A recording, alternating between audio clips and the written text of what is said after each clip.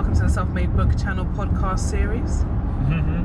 We are here today talking about, and this is going to come as a surprise to many of you because, no one else is talking about this, but we're going to talk about the coronavirus. COVID19, I prefer to call it. Byron, you would, because you're that kind of scientific guy.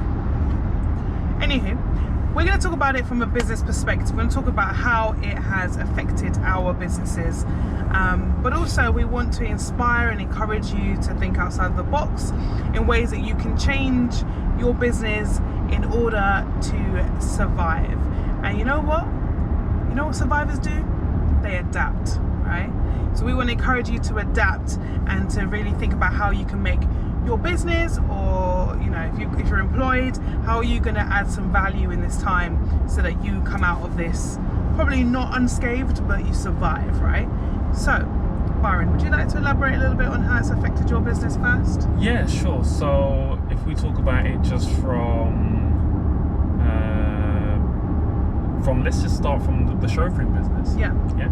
So we are now starting to see cancellations because people have weddings, and as a result of being a gathering, we're starting to see cancellations. Luckily for us, most of our bookings are not haven't started coming in yet, and are also in the summer.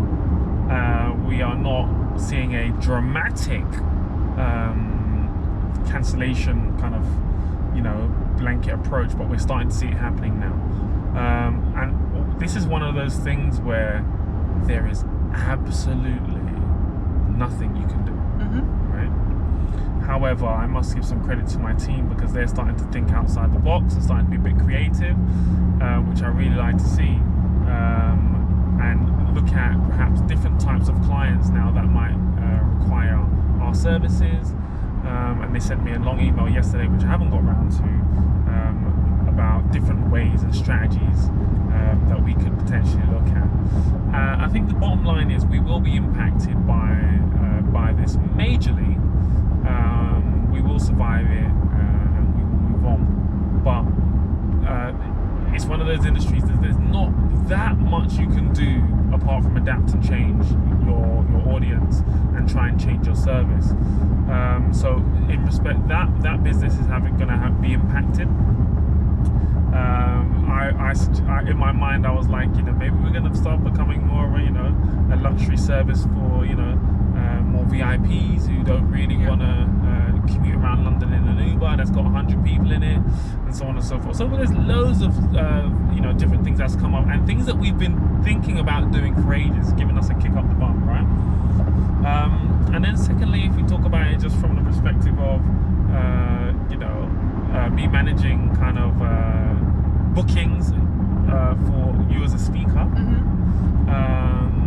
we're starting to see I'll let you talk about that in a moment, actually, because you've been quite innovative. So if we move on then to... I'll just talk about that and then you can move on to yours. So I guess, so for me as a speaker and for the work that I do with my corporates, delivering training consultancy on personal branding and so on, it's been unfortunately a lot of my events that I had scheduled for here and in Europe and internationally have been postponed, and some of them we haven't actually agreed on a new date yet because the news is being regularly updated.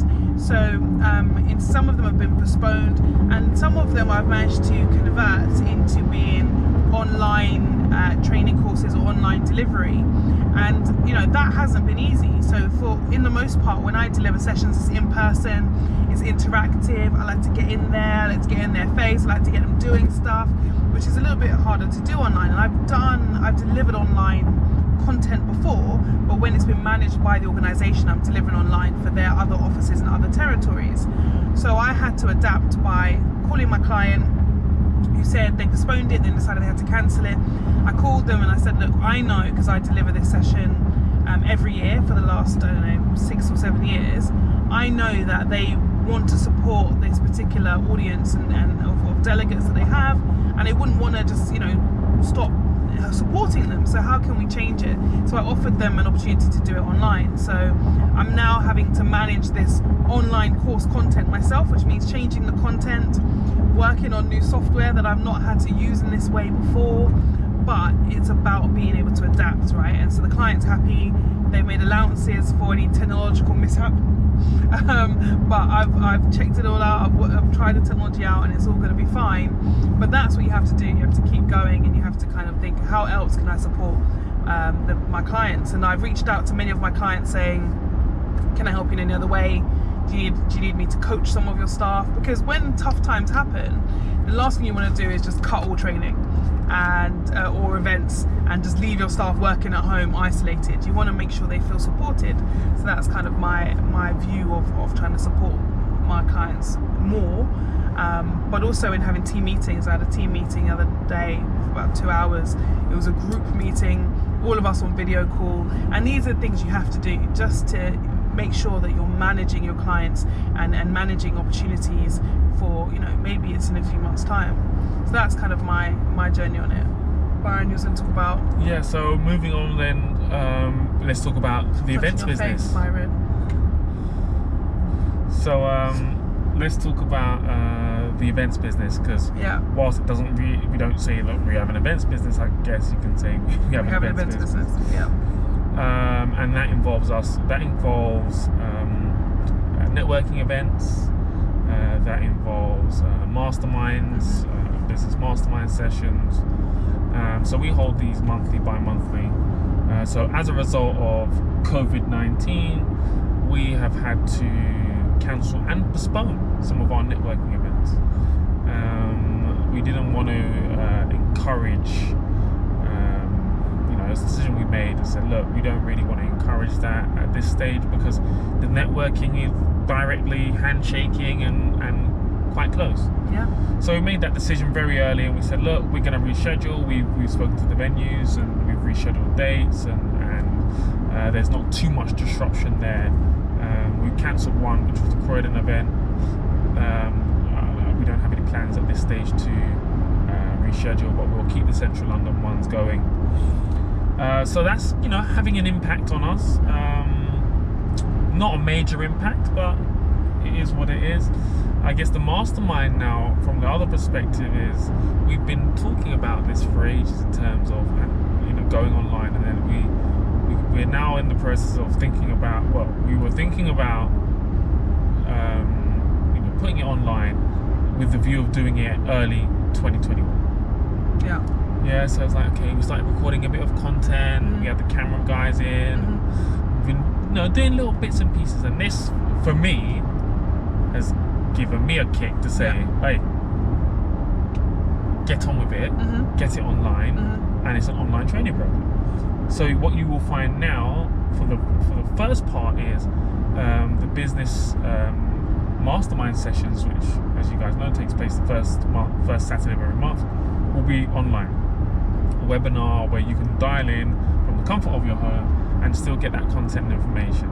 So irrespective of what's going on in this world as it stands, businesses will still trade and transact post. And our mentees still need their support, right? And our mentees still need their support. Yeah. So as it stands, it'll be online and in person. Yes. But if things get worse, it'll just be online until it changes. But that's opening up a whole new world of consumer, I guess, for us, because people didn't want to come to the sessions because we were London based and they were in Manchester, in Birmingham, and all these other places. So now that's opening up a whole new conversation. And I said to you today, thinking about putting a marketing spend behind it, and it's like, well, times are not good. And it's like that interesting conversation that you have. So it's had an impact on us, absolutely, because we would normally see for our mastermind session maybe a 70% sellout by now, I would say. Yeah. I know it's 2 weeks away, or a week and a half away. 2 weeks. But it would have been near enough. Would have been near enough, nearly there, and we would have given it a little kick, and it would have gone. We would have sold out. But we're seeing that kind of 20% number now, or lower. That kind of number I looked at the other day. Sales. So absolutely, we're impacted by it. Am I worried? Are you worried? Am I worried? I'm not worried. I think, like most people, I just don't know when it's going to be over, right? And I think No, that's just in respect to the mastermind. And I'm not worried. No. Yeah. But I'm talking about in general. I think most people are concerned because they just don't know how long it's going to go on for. So I'm in a variety of different groups on social media and on some other apps and stuff with professionals who are like, you know, next month it'll be fine, it'll be back to normal. I'm not sure how realistic that is, but when will it be back to normal? And you know, I've got a number of people who are teachers, friends that are teachers, and some of them are saying, you know, their schools are not sure, they might close, they might not make it back in time for exams, it might be September. So those questions, I think, is what causes people to be concerned.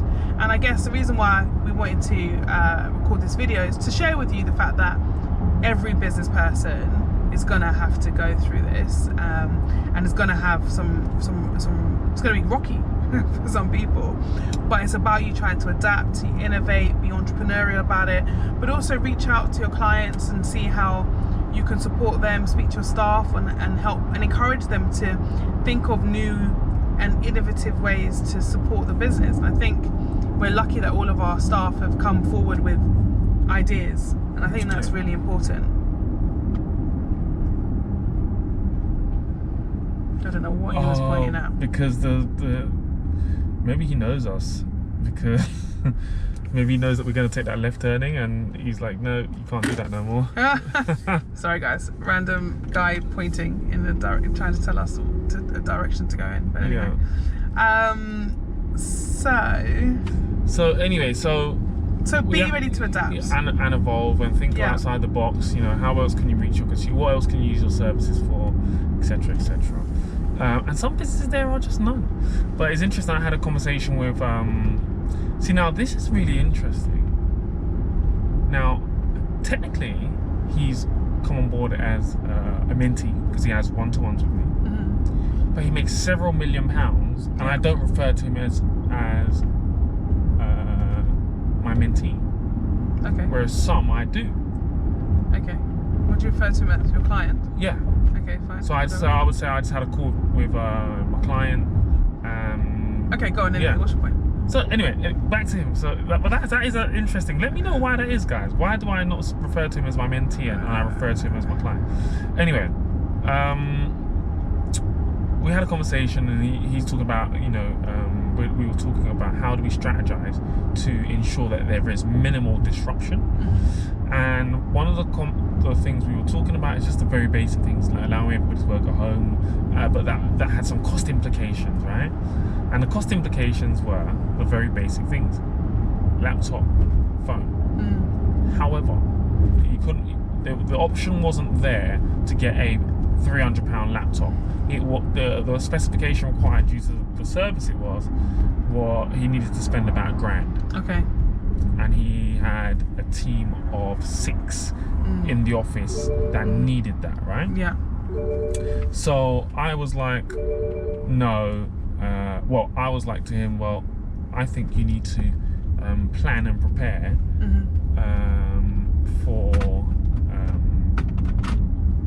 everybody to work at home. Yeah, if it's affordable, do it, because at this stage where we are, it's unknown. You don't want to wait till the last minute. Like now, and Apple has closed all its stores. If he needed Apple, for example, it would have been stuck, right? It's not worth it. You might as well. Yeah. Yeah, and especially if there's enough money in the kitty to survive this. No trade for a month, right? Yeah. It's just best. Everyone has got their equipment. Everyone's got their laptops. You know, even if they're not speaking to the consumers, they still. We all know there's so much we can do. Yes. There's so much admin we can do. There's so much filing we can do that we might wait forover to get it done. And then you might come back better, more prepared, and with a better strategic plan. So that was the conversation we had on Monday, Tuesday, and I don't know what the conclusion is, but we'll see. He's gone away and thinking about it, and I'll drop him a message today. But this is just about just being prepared and being ready to move and be proactive rather than reactive. I feel, right? Anyway, what else is affecting us with this COVID-19 business-wise? Was that? Oh, that sounded like a segue for you to start talking about it. No, was that a question? It's a question. Oh, I just, that's all I wanted to talk about. It's a 15-minute video so far. So Oh wow, we've been rambling on that. Yeah, it was. Yeah. Okay, cool. Now, on the other note, my phone has not stopped going for people asking me about the stock market and investment opportunities and so on and so forth, and people saying I'm ready to take that leap of faith now and like do something. I'm like, really? Okay, cool, interesting. So it's definitely showing me that people are having a different mindset about money and business. Yeah. There's no longer I'm not getting fear from people. It's interesting because I spoke to a financial advisor today, and they were saying people were like, oh gosh, how do I set up my my investment portfolio? How do I do shares? Or I definitely now need a second income. And I think it's encouraged people to think that actually depending on one income from maybe their salary isn't enough to get them through if anything dramatic or drastic were to happen to that primary income. What would they do? But then conversely, on the other side, I was talking to someone I know who is an entrepreneur. They've got maybe 6-7 streams of income, but 3 of the streams of income are their primary streams that make the most the largest chunk of the money they need to sustain themselves. And so even in that situation, if those income streams stop, yes, you've got some money coming in, but it's not enough to kind of maintain that lifestyle. Sure. So there's lots of people out there who, unless you're quite firmly set from a monetary perspective, there's probably lots of people out there that are gonna struggle, that are gonna find this tough. So yeah. And these government legislations and they keep coming out every day without any real clarity as to how you can access the money is necessarily that helpful. Yeah. So on that note, let's keep the video short and sweet-ish. And guys, we're going to keep you up to date. So if we come across anything that's interesting that we think means you can access a pot of money and it's clear how, we will let you know. Absolutely. So guys, comment below if there's anything that you want us to talk about. Let us know if you like this video, and please share it. It's free. Yeah? Let us know if you guys are liking the content that we're putting out with a thumbs up, and if you don't like it, put a thumbs up anyway. Yeah. So thank you guys so much for tuning in. We really appreciate you guys and supporting us, and hope you find this content interesting. And that's it. Stay safe. Bye. Oh, I'm Bianca. Oh, and I'm Byron. And self-made is success. Bye.